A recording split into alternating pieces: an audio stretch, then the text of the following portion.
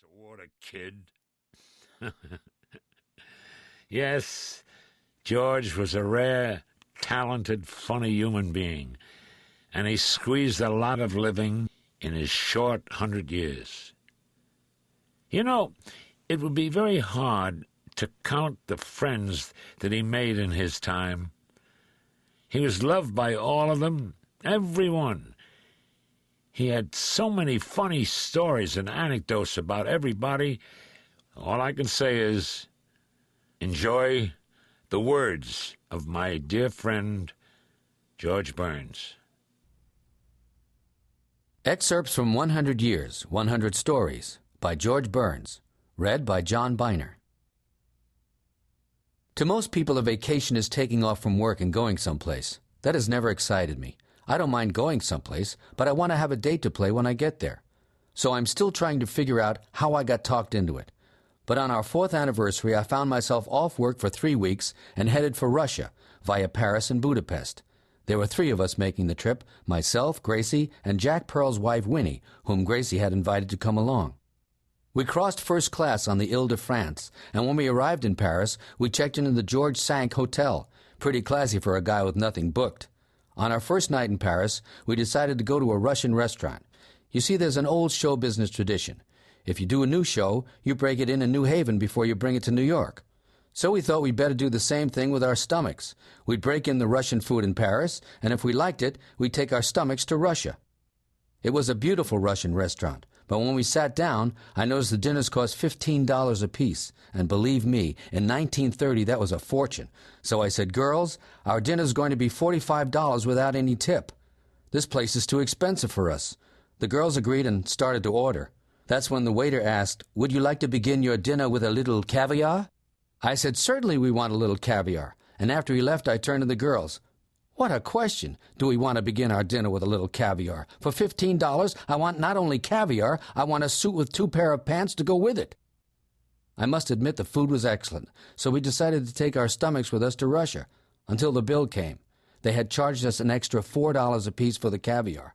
That meant that dinner had amounted to $19 each, and I'm not going to tell you how much it came to with the tip, or I'll start to cry again. From there, like all good tourists, we went to the Folies Bergère to see the world-famous nudes. In the middle of the show, with 40 beautiful nude girls on stage, Gracie leaned over to me and whispered, "George, it's a little shocking, isn't it?" I whispered back, "Shocking? It's outrageous. I'll never eat there again." Fanny Brice was one of Broadway's biggest stars ever. She wasn't beautiful, but when she sang "My Man" in the Ziegfeld Follies, she stopped the show. Later, on radio, she was a smash for years with her Baby Snooks character. A few years before Fanny died, I visited her in the hospital.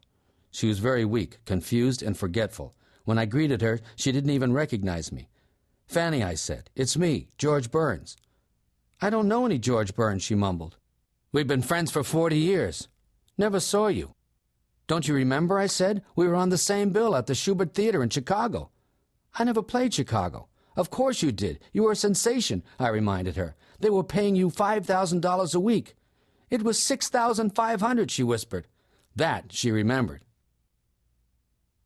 My father was a gentle, contented, religious scholar and a great provider. He provided my mother with 12 kids. That was it.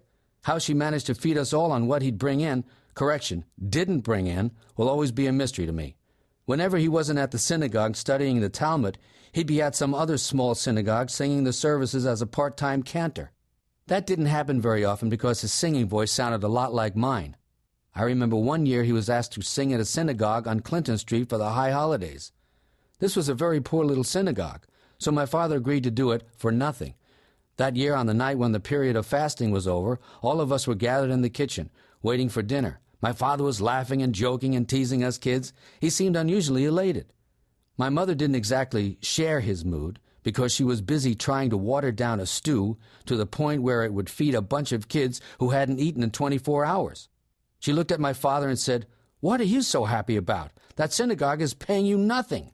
My father turned to her and with a big, broad smile said, "I know, but they asked me to come back again next year." Let's face it, my father wasn't handled by the William Morris Agency.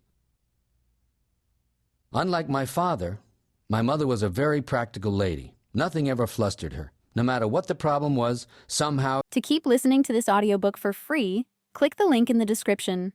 It will take you to a free Audible trial where you can listen to this and many other books for free for 30 days.